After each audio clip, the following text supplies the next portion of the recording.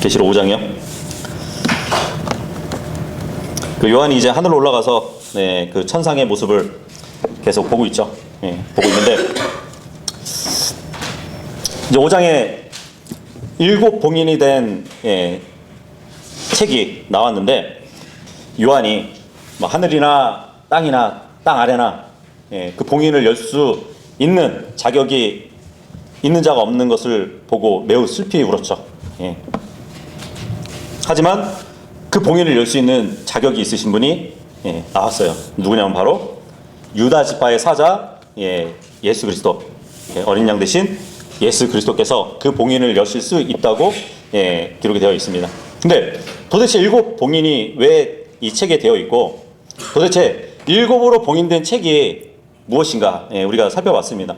그것은 이제 배경적으로 봤을 때 로마에서는 한 사람이 죽기 전에 유언을 남기면 그 유언장이 7 봉인으로 봉인되어져서 보관이 된다고 말씀드렸어요.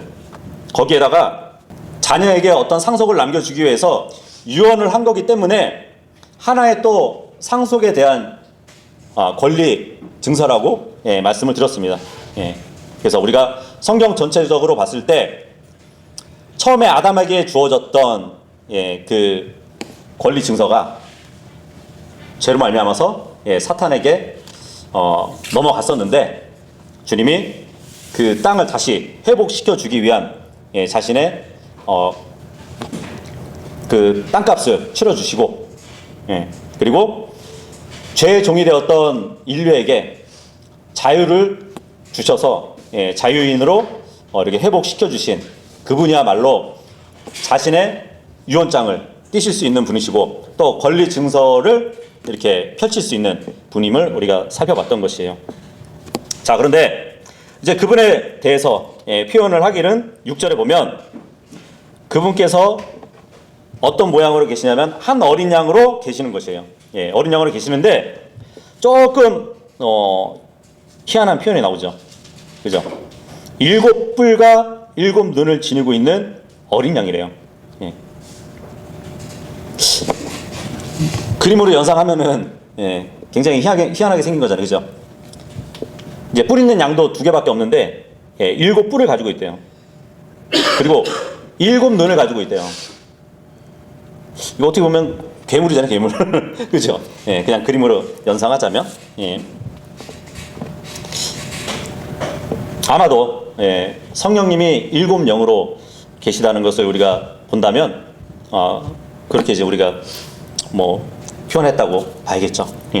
어쨌든 이 어린 양이 앞에 계셨는데 이 어린 양 그분은 7 뿔을 갖고 있대요. 7 뿔. 근데 성경에 보면은 뿔이라고 하면은 어떤 것을 의미하냐면 권능을 의미해요. 권능. 하박국서 3장 4절 한번 보도록 할까요? 하박국 3장 4절에 보면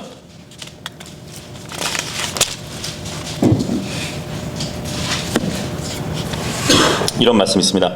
그리고 그분의 광채는 빛과 같았도다. 그분께서 자신의 손에서 나오는 뿔들을 지니셨으니, 뿔이 나오죠? 거기에 그분의 권능이 숨겨져 있도다. 그래서 뿔은 권능을 뜻하는 말씀이에요. 그런데 이 어린 양 대신 이분은 7 뿔을 갖고 계시대요. 그러면은 권능을 7개 가지고 계신다고 우리가 또 볼 수 있는 거잖아요. 그죠? 그래서 이제 프린터에 다 이렇게 기재되어 있지만 주님은 7가지의 권능을 갖고 계셔요. 그 권능이 뿔인데 첫 번째로는 이 어린 양은 기름 부음 받은 자의 뿔이에요. 뿔을 갖고 있어요. 사무엘상 2장 10절에 나오죠. 기름 부음 받은 자 하면은 그리스도잖아요. 그죠? 그리고 두 번째로는 구원의 뿔을 갖고 계신 분이에요. 그죠? 주님은 구원자잖아요. 그리고 세 번째로는 의로운 자의 뿔을 갖고 계세요. 주님은 온전히 의로운 자시잖아요. 그리고 네 번째로는 다윗의 뿔을 갖고 계십니다. 왕권을 가지고 오신 분이란 말이죠. 그리고 다섯 번째는 자신의 백성의 뿔을 갖고 계셔요. 자신의 권능으로 다스릴 백성을 소유하신 분이에요. 그리고 여섯 번째는 이스라엘의 뿔을 갖고 계십니다. 이스라엘 민족의 권능을 갖고 계시는 거잖아요. 그리고 7번째는 금 제단의 넷뿔을 가지고 계신 분이에요. 예, 이렇게 해서 7가지의 뿔을 소유하고 계신 이 어린 양을 말씀해주고 있습니다. 거기에 따른 성경 구절은 다 거기 기재가 되어 있을 것이에요. 그런데 7은 완전수잖아요, 그죠? 5 하면은 안 좋잖아요, 숫자가. 주님을 대적하는 자들의 뿔은 5가지예요. 5가지의 권능을 갖고 있어요. 첫 번째는 대적들의 뿔이에요. 대적들의 뿔. 에레미야 예가서 2장 17절에 말씀해 보면, 그리고 모압의 뿔을 갖고 있습니다. 모압 아시죠? 암몬하고 모압 민족은 이 근친상으로 낳은 한 민족이잖아요. 죄 가운데 나왔단 말이에요. 그리고 세 번째는 짐승의 뿔을 갖고 있어요. 다니엘서 7장 7절에 보면 앞으로 나타날 그 짐승, 적그리스도 그 권능을 갖고 있단 말이죠. 그리고 네 번째는 염소의 뿔을 갖고 있습니다. 염소의 뿔. 양하고 염소하고 나누는 그 말씀 아시죠? 5번째는 이방인들의 뿔을 갖고 있습니다. 이렇게 5가지의 뿔을 갖고 있는 것이에요. 그러니까 주님을 대적하는 위치에 있는 자는 5가지의 권능을 갖고 있는 것이에요. 주님은 7가지. 어쨌든 그 7의 뿔을 갖고 계시는데 7뿔을 가지신 이분은 또 7의 눈을 지니셨다고 말씀하고 있어요. 7의 눈. 근데 이 7의 눈은 하나님의 7영이라고 말씀을 해주고 계십니다. 6절에 보니까 7눈은 7영이래요. 근데 이 7영은 온 땅에 보내졌대요. 성경에 보면 이제 주님이 땅으로 보낸 것들이 7가지가 있어요. 뭐가 있냐면 주님은 마태복음 10장 34절에 보면 땅에 검을 보냈다는 말씀을 해주고 계십니다. 땅에 검을 보내셨대요. 그리고 스가랴서 1장 10절에 보면 주님은 말탄 자들을 여기저기 땅에 두루 다닐 수 있도록 보내셨다는 말씀을 하고 있어요. 그리고 시편 147편 15절에 보면 주님은 자신의 명령을 땅 위에 보내셨다고 말씀을 합니다. 출애굽기 9장 23절에 보면 주님은 천둥과 우박을 불로 땅 위에 보내셨다고 말씀을 하고 있어요. 누가복음 12장 49절에도 주님은 불을 땅에 보내셨다고 그러고, 아모서서 8장 11절에 보면 주님은 기근도 땅에 보내시고, 에스겔서 14장 19절에 보면 주님은 역병도 땅에 보내신다고 말씀을 하고 있어요. 여기 7가지의 이런 것을 보내는데, 물론 이게 7영을 말하는 것은 아니에요. 이렇게 보내시는 분인데 7영도 온 땅에 보내셨다고 합니다. 그렇다면 이 7영은 또 무엇을 얘기할까요? 물론 어린 양의 7눈이 7영인데 구체적으로 이 7눈은 뭐고 그 7영은 무엇일까요? 이것도 한번 공부해 보려고 합니다.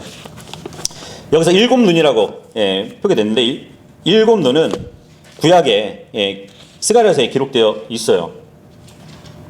스가랴서 3장 8절 보시면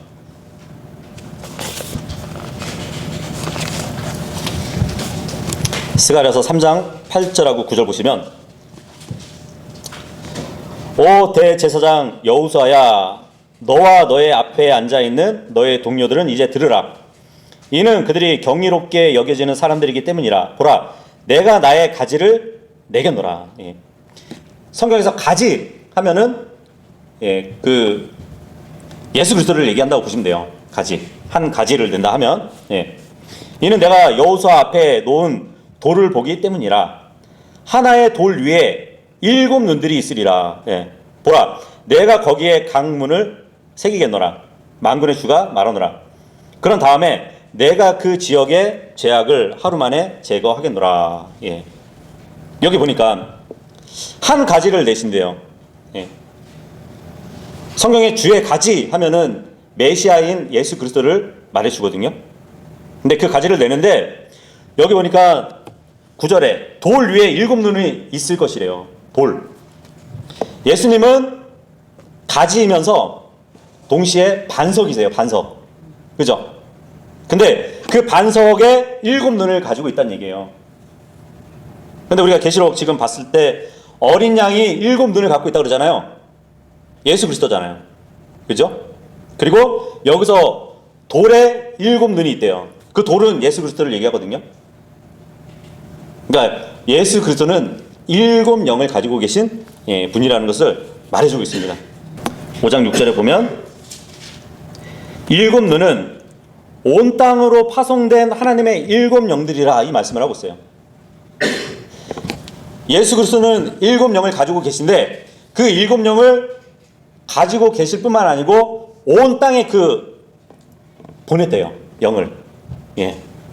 그래서 땅에 보내진 하나님의 7영에 대해서 좀 더 우리가 깊이 생각해 볼 필요가 있는 것이에요. 그 7영은 온 땅으로 보내졌대요. 그러면은 그 7눈이 온 땅에 보내졌다고 이렇게 말할 수도 있잖아요. 그죠? 보통 눈 하면은 무엇을 바라보는 거잖아요. 그죠? 무엇을 바라본단 말이죠. 세상에 지금 감시 카메라가 많죠. CCTV가 많잖아요. 네. 보통 그걸 이제 눈으로도 이제 표현을 하거든요. 그래서 어쩌면 하나님의 7영, 그러니까 하나님의 7눈은 CCTV보다 더 정밀한 측정으로 모든 사실을 조사하고 기록하고 녹화할 수 있는 하나의 기능인 것으로 또 보여지기도 합니다. 스가랴서 4장 한번 보도록 할게요.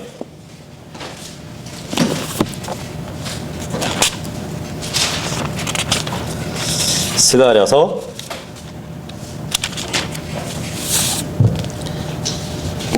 4장 10절에 보면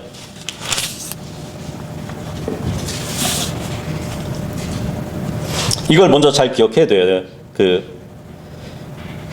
계시록 5장 6절에 7눈은 온 땅으로 파송됐다. 온 땅으로 파송됐다. 이걸 잘 기억하시고 스가랴서 4장 10절에 보시면 그런즉 누가 작은 것들에 나를 멸시하겠느냐? 이는 그들이 크게 기뻐할 것이요 스룹바벨의 손 안에 다림추와 더불어 그 7눈들이 여기 7눈들 나오죠?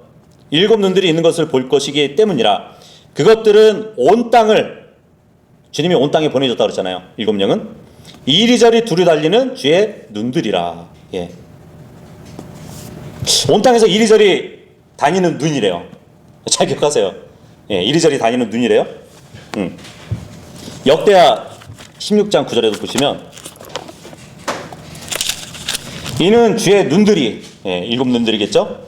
온 땅을 두루 다니며 이리저리 달리시기 때문이니 9절에 보니까 주의 눈들이 온 땅을 두루 다닌대요. 또 이리저리 달린대요. 눈이. 예. 흥미롭죠? 그죠? 예.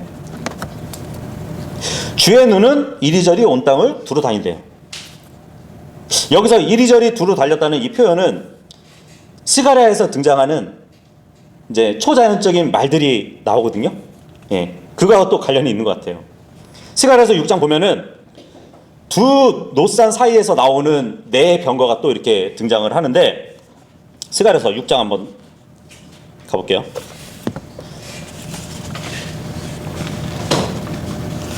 스가랴서 6장 1절에서 7절까지 쭉 보면은 그런 다음에 내가 돌이켰고 나의 두 눈을 들어 바라보았더니 보라 두 산들 사이에서 네 대의 병거들이 나왔는데 그 산들은 노산들이었더라. 첫 번째 병거에는 붉은색 말들이 있었더라. 그리고 두 번째 병거에는 검은색 말들이 있었더라. 그리고 세 번째 병거에는 흰색 말들이 있었더라. 그리고 네 번째 병거에는 회색 말들과 적과색 말들이 있었더라. 그때 내가 나와 대화하던 천사에게 대답하여 말하기를 나의 주여 이것들은 무엇이니까 하였더라. 그러자 그 천사가 나에게 대답하여 말하기를 이것들은 하늘들에 속한 영들 넷인데 분명히 하늘에서 7영을 땅에 보내셨다고 그러잖아요. 그죠? 근데 하늘에 속한 네 영이래요. 그 영들이 온 땅의 주 앞에서 있는 자리에서 진출하느니라 하였더라. 그 안에 있는 검은 말들은 북쪽 지방으로 진출하고 흰 말들은 검은 말들을 따라 진출하며 회색 말들은 남쪽 지방으로 진출하니라.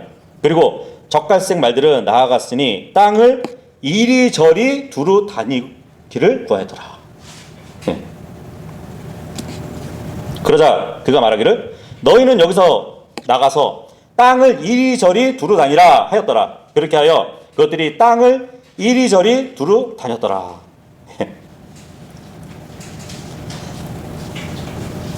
어린 양의 7눈.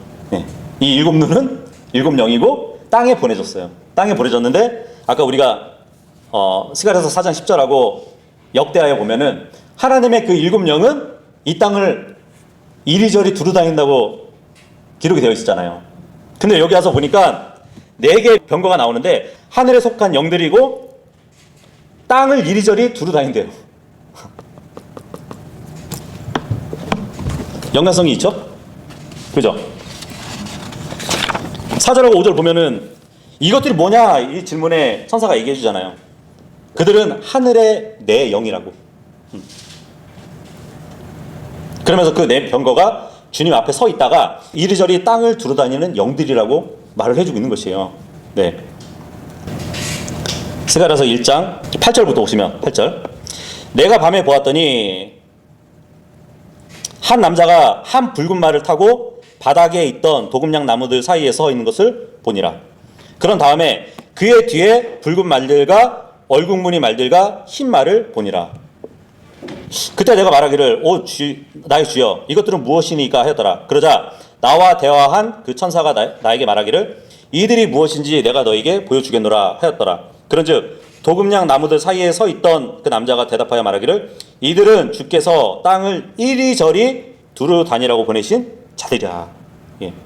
아까는 병거 4개를 보여줬잖아요. 그죠? 근데 여기에는 지금 붉은 말들과 그 얼룩 말들과 흰 말들이 또 등장해요. 예. 근데 이 말들도 땅에 두루 다니라고 주께서 보낸 자들이래요. 아까 내 병거와 같이 하늘의 영이라고 볼 수 있겠죠. 예. 모르겠어요. 스가랴서 6장 5절에 그 내 병거하고 그리고 여기 스가랴서 1장 10절의 말들을 합쳐가지고 7의 영을 이루어서 하나님의 7영일 수도 있는 것이에요. 만약 그렇다면 이 영들은 어린 양의 7눈인 그 영들이 땅으로 보내진 영들이라고 볼 수 있거든요. 예. 그러니까 하나님의 명령으로 땅으로 보내져가지고 세상의 일들을 감찰하면서 다니는 영들이라고 볼 수 있는 것이에요. 욥기서 28장 24절에 보면 그분께서는 땅 끝까지 살피시고 온 천하를 보실 수 있으신 분이라고 기록이 되어 있거든요. 그런데 이 영들은 그 일을 수행하는 어떻게 보면 감찰 정보를 수행하는 영들이라고 또 보여지기도 합니다. 7 등불을 7영으로 볼 수 있는데 이 영들이 다니면서 수집한 자료들을 하늘 보좌에 있는 이 7 등불을 통해서 전달할 수도 있는 것으로 좀 보여지기도 해요. 마치 우리가 이제 보면은 무슨 마녀들이 보면은 이 수정구슬을 하나 들고 있잖아요. 수정구슬을 딱 들고 있으면서 온 천하에 어디 그 지역을 볼 수 있잖아요. 그런 것처럼 아예 이 하늘에서 있는 그러니까 하늘에서 등불을 통해 온 땅을 보시는 그 하나님의 모습을 모방한 것이 아닐까 이렇게 보여지기도 합니다. 어쨌든 주님의 7눈은 7영이고 온 땅에 보내졌는데 하늘의 영이라고 불리는 내 병거, 하늘의 영이라고 불리는 말들이 같이 이 땅에 두루 다니면서 저 하늘로 전송을 시켜주는 것이에요. 본문으로 돌아와서 5장 7절하고 8절 읽어보도록 하겠습니다. 7절하고 8절이요. 시작. 그 그리고 그분께서 오셔서 그 보좌 위에 앉으신 분의 오른손에서 그 책을 취하셨더라. 그리고 그분께서 그 책을 취하시자 네 짐승들과 24 장로가 그 어린 양 앞에 엎드렸으니 그들 각자가 하프들과 향내들로 가득한 금 호리병을 가지고 있었더라. 그 향내들은 성도들의 기도들이니라. 예. 어린 양께서 이제 보좌에 앉으신 분의 오른손에서 책을 취했다고 말씀을 하고 있는데, 어떻게 보면은 주님의 그 외모는 피가 흐르는 어떤 양의 모습이 아니라 예수 그리스도의 부활한 몸에 십자가에서 얻으신 못자국, 그리고 창자국을 가지신 그 모습을 보여주는 것이라고 보여져요. 이제 그분이 보좌와 네 짐승 한가운데서, 그리고 장로들 한가운데서 지금 서 계시는데, 아버지와 영으로 하나 되어서 한 보좌에 앉아 계셨다가 이제 그 보좌에서 자신을 분리하고 구멍난 손으로 그 책을 취하는 모습을 또 보여주기도 합니다. 그 책을 딱 취하시니까 네 짐승과 24 장로가 하프하고 향이 가득한 그 금병들을 가지고 어린 양 앞에 엎드렸대요. 여기서 이제 금병이 나오거든요. 금병. 영어로 이제 바이얼인데, 그러니까 약병 같이 생긴 것이에요. 근데 현대 역본들에는 이제 이거를 보울로 이렇게 바꿨거든요. 그 샐러드 같은 거 이렇게 담는 둥그란 그릇 있잖아요. 그걸로 바꿔놨어요. 그래서 한글 성경에도 다 뭐 대접, 대접이라는 말로 이렇게 번역을 해놨는데, 그러니까 하나의 병으로 이렇게 보시면 돼요. 병같이 생겼는데 거기에 향내들로 가득한 금 호리병이라고 성경에 기록되어 있습니다. 말씀드렸다시피 24 장로는 제사장들이라고 말씀드렸어요. 그죠?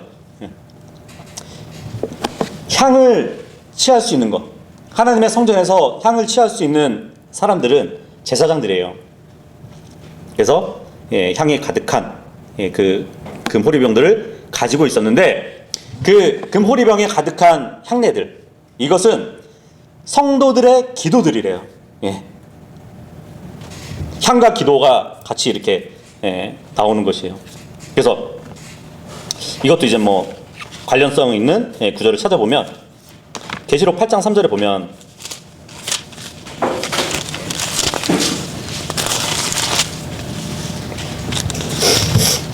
그리고 또 다른 천사가 와서 금 향로를 하나 들고 제단 앞에 섰더라. 그리고 그에게 많은 향이 주어졌으니 그가 그것을 모든 성도들의 기도들과 더불어 그 보좌 앞에 있던 금 제단 위에 바치려 함이라.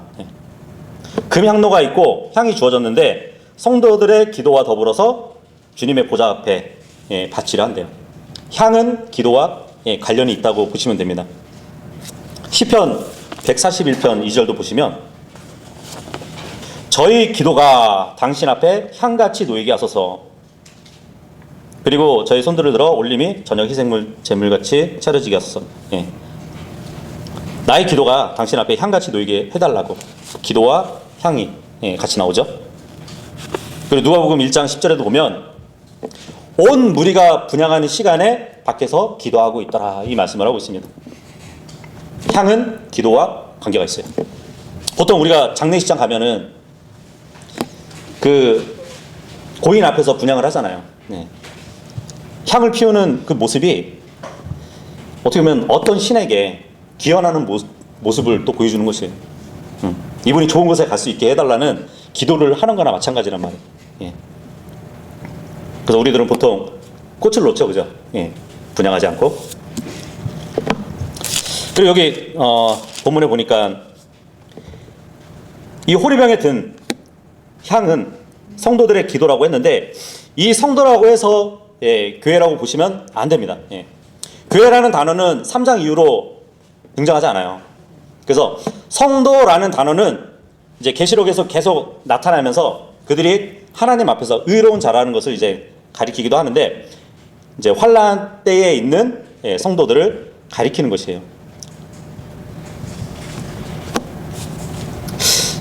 그리고 24장로가 이제 제사장들이라고 말씀드렸고, 이 제사장들은 말 그대로 24장로예요. 그죠? 장로. 예. 그 땅 문서 있잖아요. 고대 땅 문서 같은 경우는 이제 봉인되어 있단 말이에요. 그 두루마리가. 예. 그런데 그 두루마리를 필 때는 옆에 증인들이 있었어야 돼요. 예. 그래서 유업을 값주고 이제 소유권을 찾을 때는 장로들이 10명이 있는 성문 앞에서 그 두루마리를 열어야 하는 관습이 있었어요. 그래서 지금 예수님은 24장로들 앞에서 이 책의 봉인을 깨는 모습을 또 보여주고 있습니다. 그래서 성경에 나오는 그러한 일들을 보면 항상 그때 배경 문화를 또 이렇게 같이 접목해서 보면은 쉽게 이해할 수가 있습니다. 9절 읽어보겠습니다. 9절 시작. 그리고 그들이 하나의 새 노래를 부르며 이같이 말씀드렸더라. 당신께서는 그 책을 취하기에 합당하시며 그것의 봉인들을 열기에 합당하시나이다.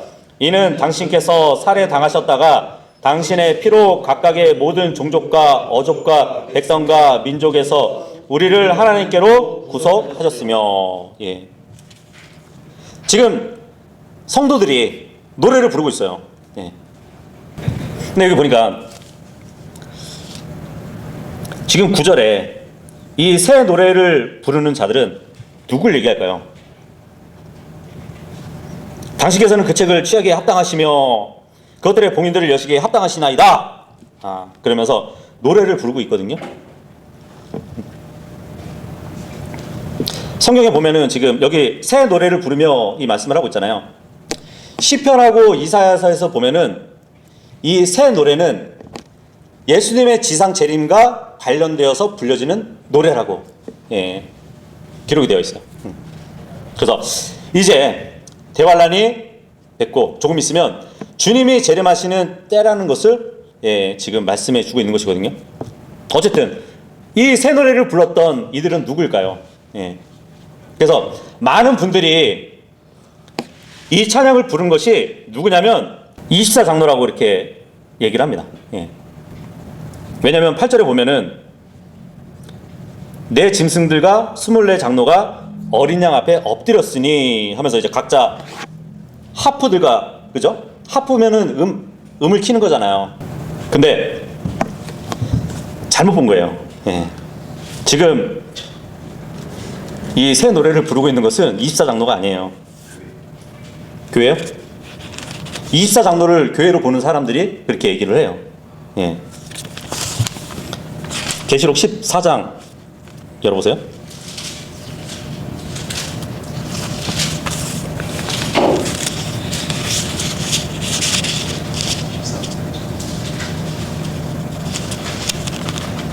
계시록 14장.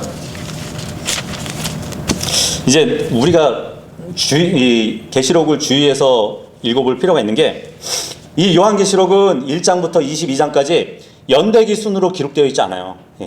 항상 그때 주제별로 기록이 되어 있단 말이에요. 그래서 지금 5장 9절의 이 상황을 다른 데서 찾아볼 수 있어요. 같은 상황을.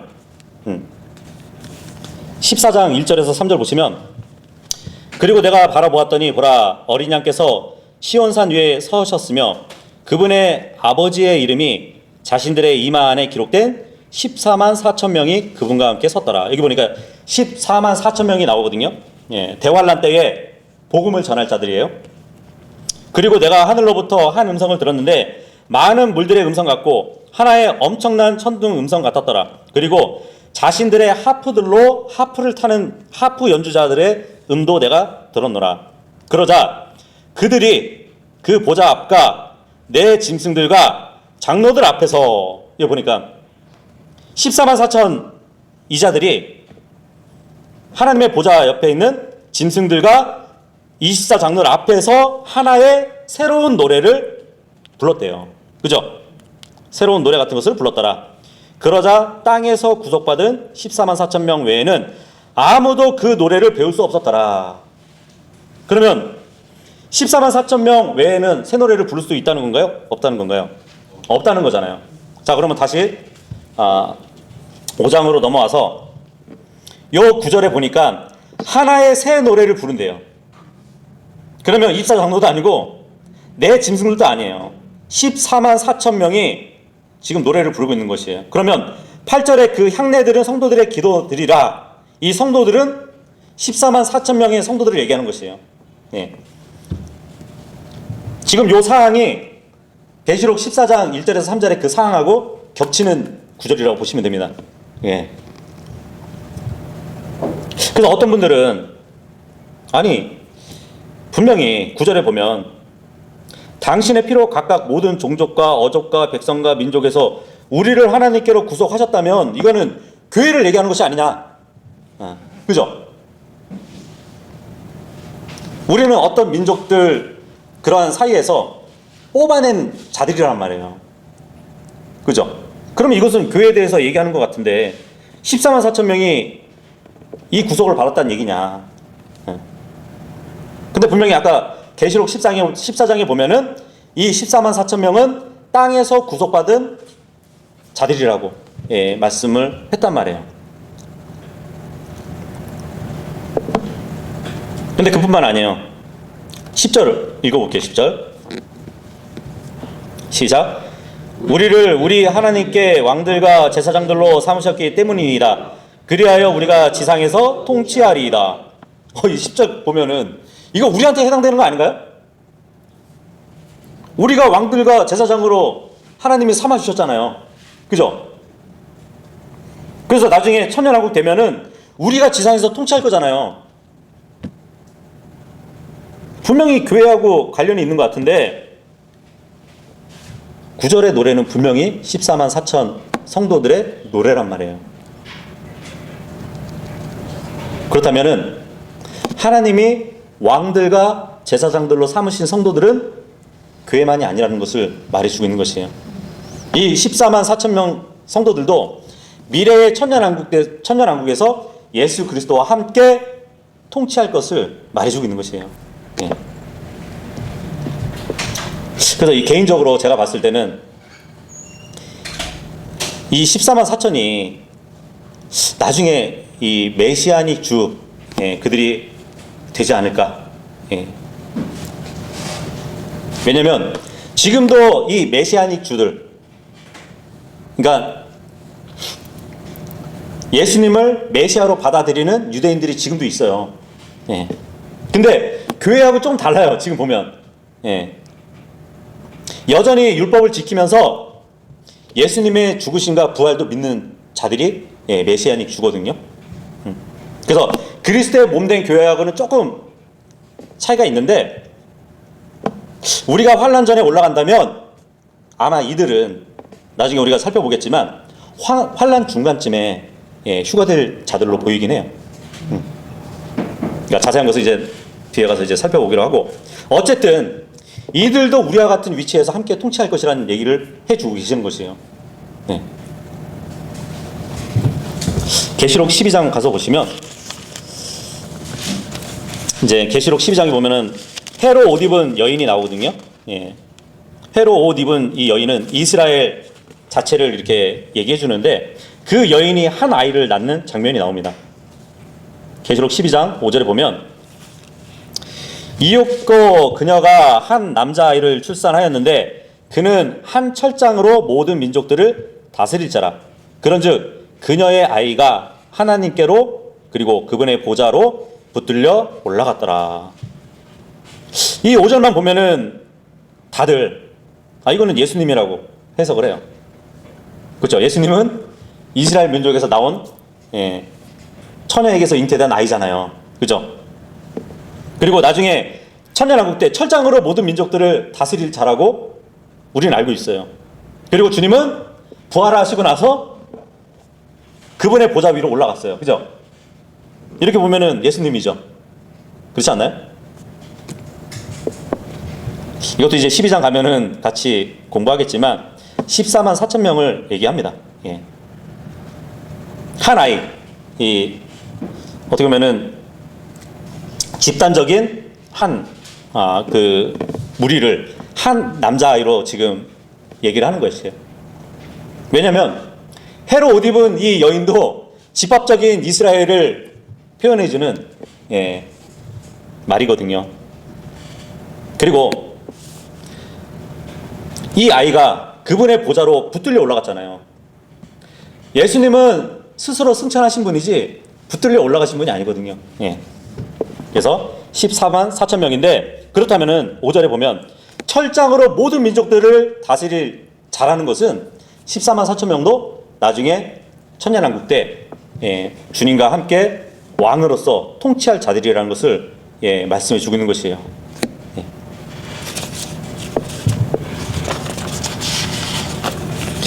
그런데 다시 본문으로 돌아와서 이들이 지금 모든 종족과 어족과 백성과 민족에게서 우리를 하나님께로 구속하셨다고 찬양을 하고 있단 말이에요.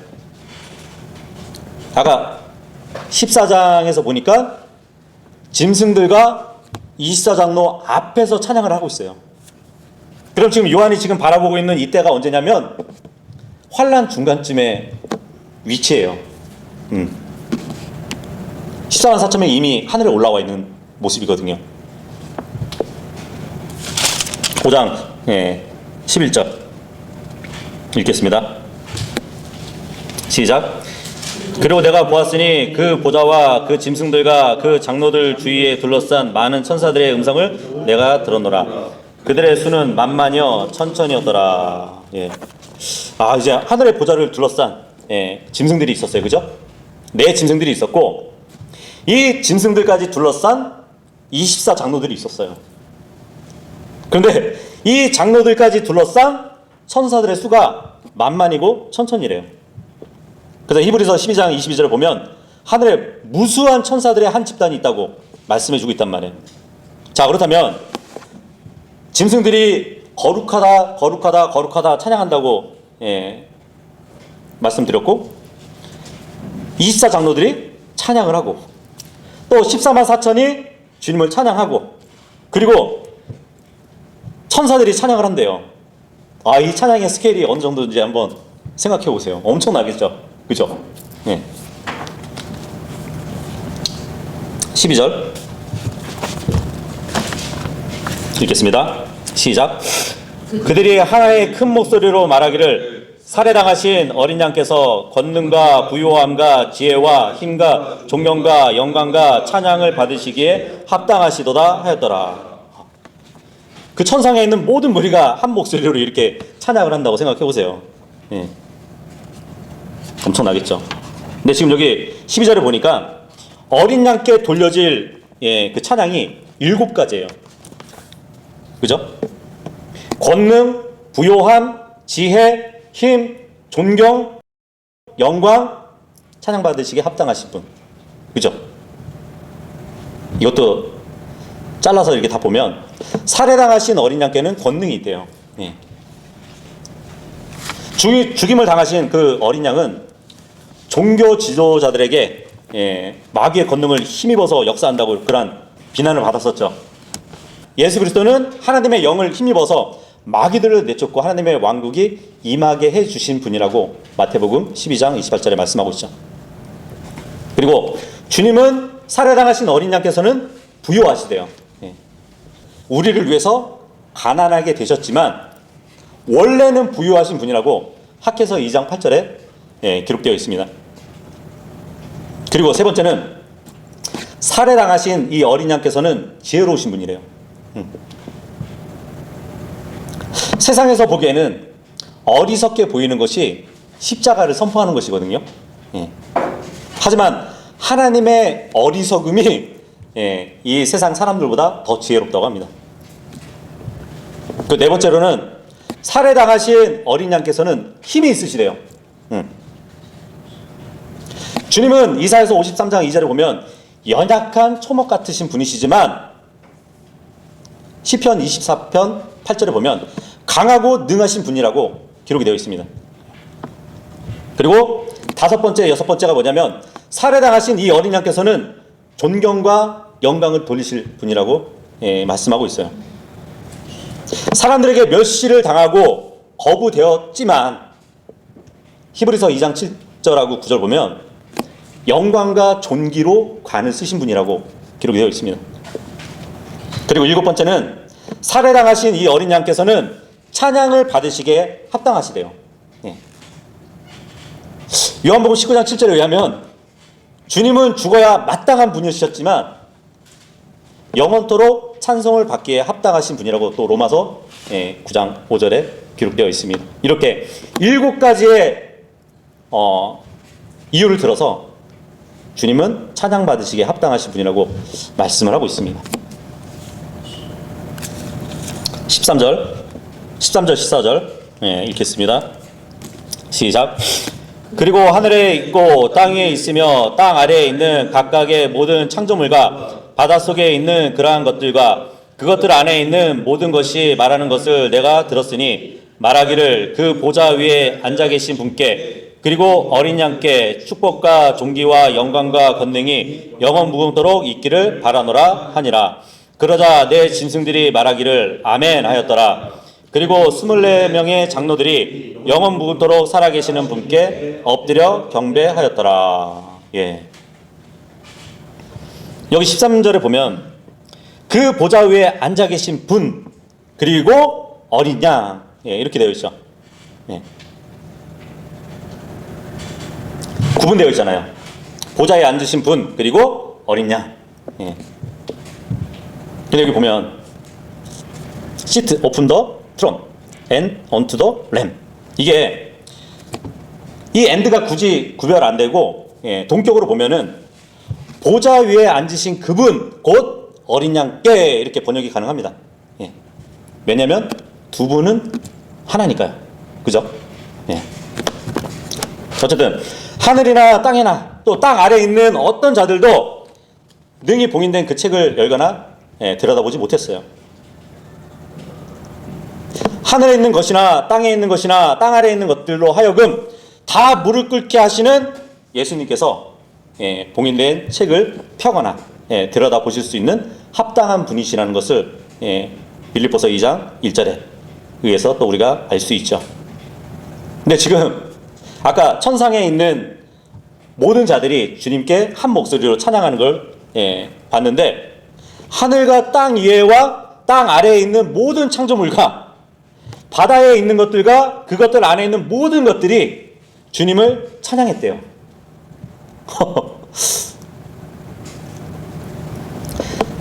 내 짐승들로부터 시작했을 때 마치 중창이 되고 지금 합창으로 이어져가는 그런 모습을 또 볼 수 있습니다. 그래서 마지막엔 모든 관객들까지 함께 찬양을 하는 그러한 모습으로 보여지는 것 같아요. 하나님께로 지음을 받은 모든 피조물들은 정말 창조주이시고 또 구속주 되시는 예수님을 찬양해야 하는 것이에요. 천상에 있는 모든 자들에게 찬양의 경배를 받으신 그 구속자 예수님은 소유권을 받으시고 봉인들을 떼심으로 인해서 이제 계시록의 6장 이후로부터 사탄이 취했던 모든 것들을 하나하나 되찾기 시작합니다. 그래서 우리가 여기까지 또 봤는데 정말 주님을 찬양할 수 있는 입술이 있다는 것은 굉장히 값진 입술인 것이에요. 우리가 주님을 몰랐다면 결코 정말 오늘의 본문처럼 주님을 찬양해야 하는 그 이유를 모르고 살았다면 굉장히 비참한 영혼을 우리가 보냈었을 겁니다.